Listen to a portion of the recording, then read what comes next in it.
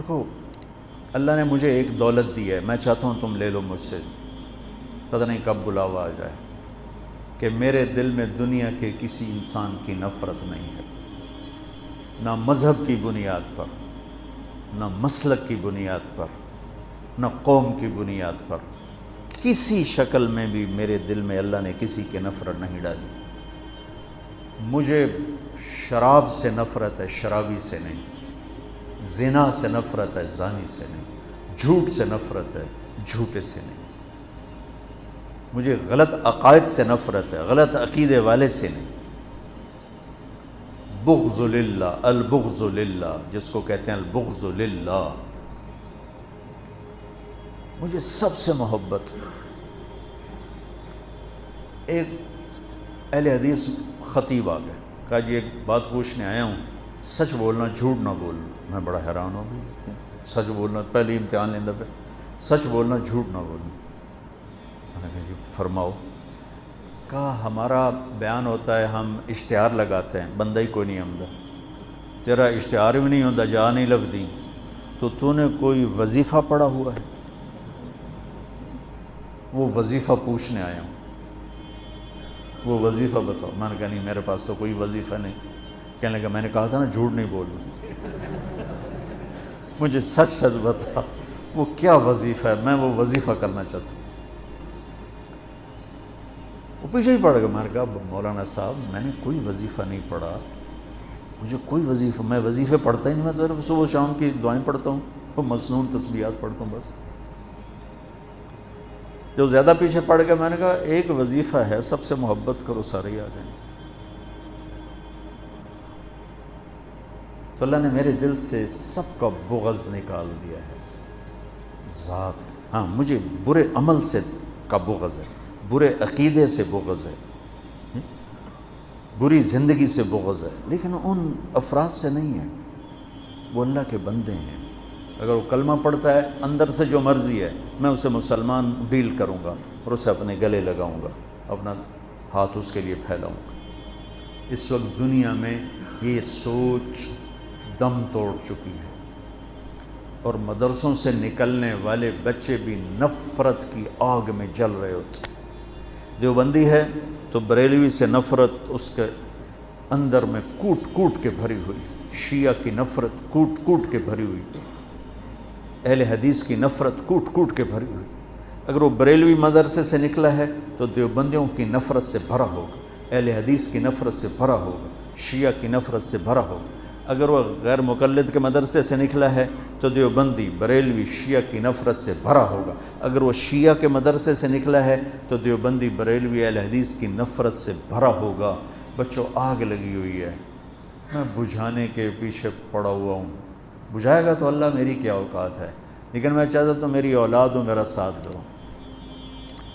میں فخر سے کہتا ہوں میں نے علماء دیوبند سے پڑھا ہے، اور میں نے اس تشریح کو جو علماء دیوبند نے دین کی تشریح کی ہے اسے صحیح مانا ہے، اور اس کو گلے سے لگایا، اسے اپنی بنیان بنایا ہے، میں اس کو تسلیم کر چکا ہوں۔ لیکن میں باقیوں کے پیچھے فتوے نہیں لے کے پھر رہا، میں باقیوں کو گنجائش دیتا ہوں، باقیوں کو راستہ دیتا ہوں۔ جس کے پاس بھی دلیل ہے ٹھیک ہے،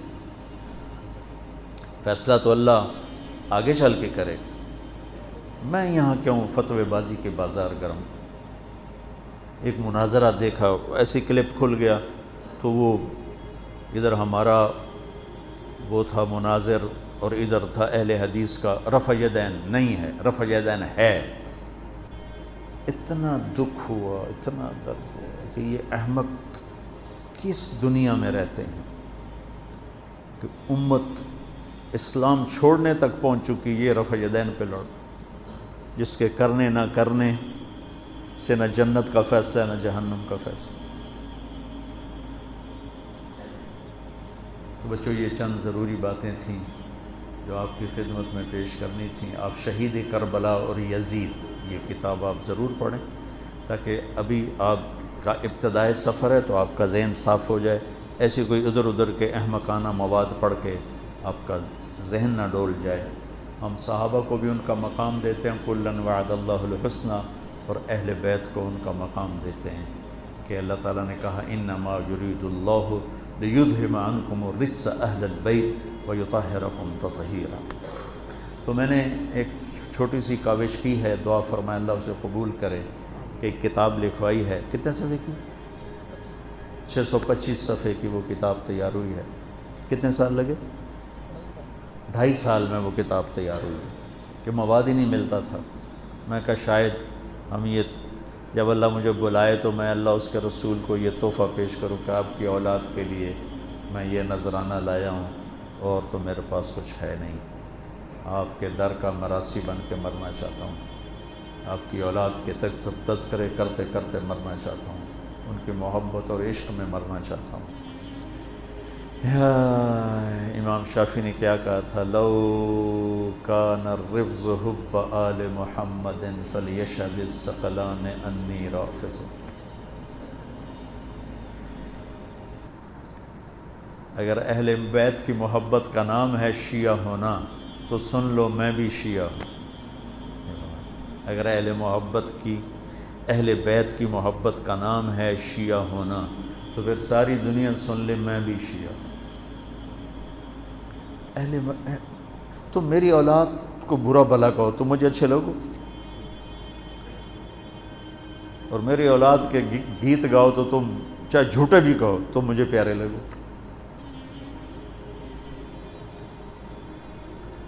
تذکری ہمارے کو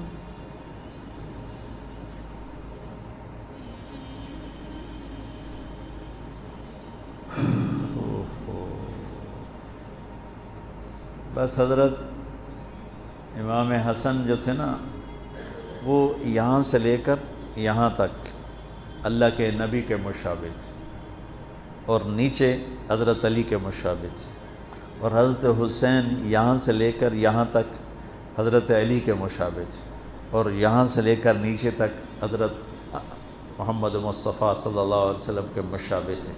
اس مشابہت کی وجہ سے اللہ کے نبی فرمایا کرتے تھے حسن میرا بیٹا ہے اور حسین علی کا بیٹا ہے۔ تو اللہ نے حضرت حسن کو ذہن فطانت بھی نبوت والا دیا تھا۔ بہت عجب، بہت عجب۔ پڑھو ان حضرات کی سیرت پڑھو، بہت کچھ اللہ نے مجھے موقع، جب میں کبھی پڑھتا تھا مجھے اللہ نے خوب موقع دیا، اور میں نے یہ چیپٹر کافی محنت کے ساتھ پڑھا۔